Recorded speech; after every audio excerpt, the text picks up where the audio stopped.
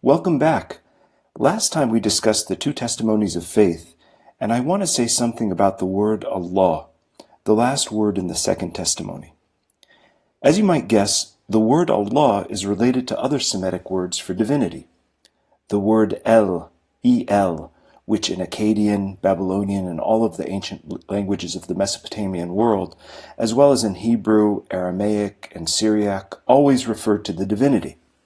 For example, Elohim, Hallelujah, Emmanuel, and so forth all have the root E-L, and probably come from that. So the word Allah means the divinity.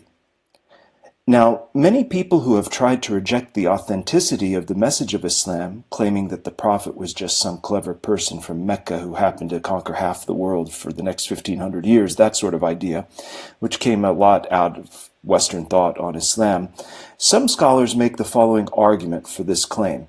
They say the word Allah existed before the rise of Islam, because the Prophet's father was called Abdullah. Now, the Islamic answer to that is, of course it existed, because the doctrine of unity existed before the rise of Islam. The authenticity of Islam is not destroyed if the Quran did not coin the word Allah, but uses the word Allah. And the word Allah probably existed among those people in Arabia whom the Quran refers to as the Hanifs, that is, those of primordial character, like Abraham, who existed before the rise of Islam. They clung on to that primordial unity, which society then began to forget as it became polytheistic. And then the worst kind of crass polytheism was created in Mecca before the rise of Islam. Now, we can safely translate Allah as God in English, so long as we don't limit God to the person of the Father and the Trinity, as some few Christian theologians have done in the past. But the word Allah in Arabic does have a special theurgic power, that is, a power that draws the divine grace towards us because God himself has used that name for himself, which is very, very important to understand. This brings up the whole question of sacred language, a language in which God says I. And of course, the orthography, the sacredness of the very form of the divine name. Allah, for example, is the only Arabic word that still has meaning as we remove one letter at a time. If we remove the first A or Aleph, we have Lillah, for God. And if we remove the second letter, the first L or Lam, we have Lahu, for him. And if we remove the second L, we have Hu, related to Hoa or Hia, or he or she. Even the first and last letters correspond to the first and last sounds we utter in life. When we're born, we first say as in Aleph, and when we release our last breath, we'll utter and all of life in between consists of ups and downs reflected in the L's, the lambs, of the divine name. In fact, everything which concerns Islam, all that we'll learn during the whole term, is already contained in the mysteries of the divine name. Notice that those same letters in the divine name constitute the first Shahada, La ilaha illallah. It consists of Alif, Lam, Ha. The A, the L, and the H.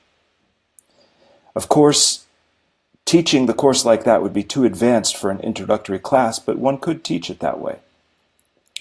Now, Allah corresponds to both the personal God to whom we refer as Thou, the God that cares, the God that sees us, the God to whom we're responsible, but he's also the supra-personal divinity, the divine reality which is beyond the divine person.